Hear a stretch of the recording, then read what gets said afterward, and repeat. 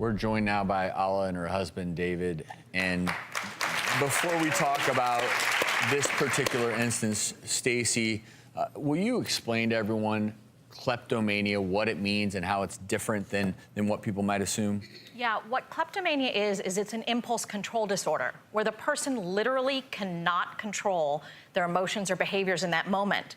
And so they feel almost like a compulsion to steal things that they don't even need, that they don't even want.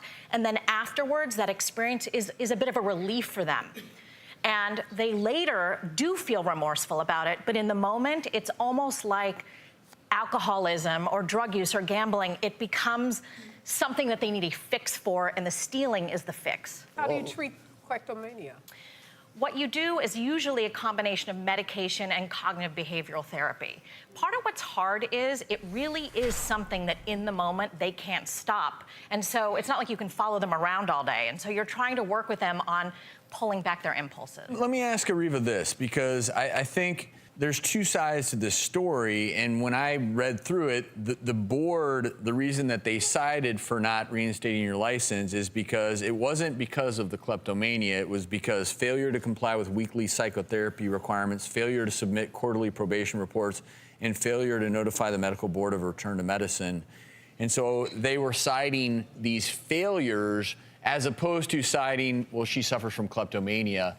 And so obviously for me, I tend to err on the side of, practicing medicine is a privilege, and I don't know all the intricacies, I'll admit that. But if there were a concern that these requirements weren't met, the board, aren't they required to say, oh, better be cautious rather than sorry? Yeah, clearly the board has a responsibility, and a part of their responsibility is to protect consumers like me and the audience and everyone that goes to visit a doctor to make sure that doctor is in good standing. Now, I agree, if there are some rules that they set out that will allow you to get your license back, you've got to follow those rules. Did you fail to comply, as Travis read off that long list, not going to therapy, not filing your probation reports? Are those things true?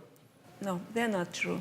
And all they needed to do is ask my probation officers to those questions. It's not. It's an error on their part. It's not true.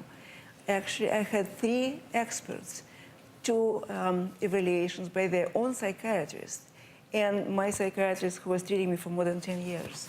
And each of them, after extensive questioning, they all said that I'm not a danger to society and I should be allowed to practice medicine. But the medical, well, Alla, I'm curious, and this is where I want to get to the bottom of the story. We're getting one side, so I honestly can't say. I don't know what truly went down, but the medical board, they said that they had a second psychiatrist that said you didn't meet treatment requirements and advised against getting your license. So it sounds like there were various psychiatrists recommending different things. And honestly, I don't know what to believe. I do know this. Clearly, this is something you want to do.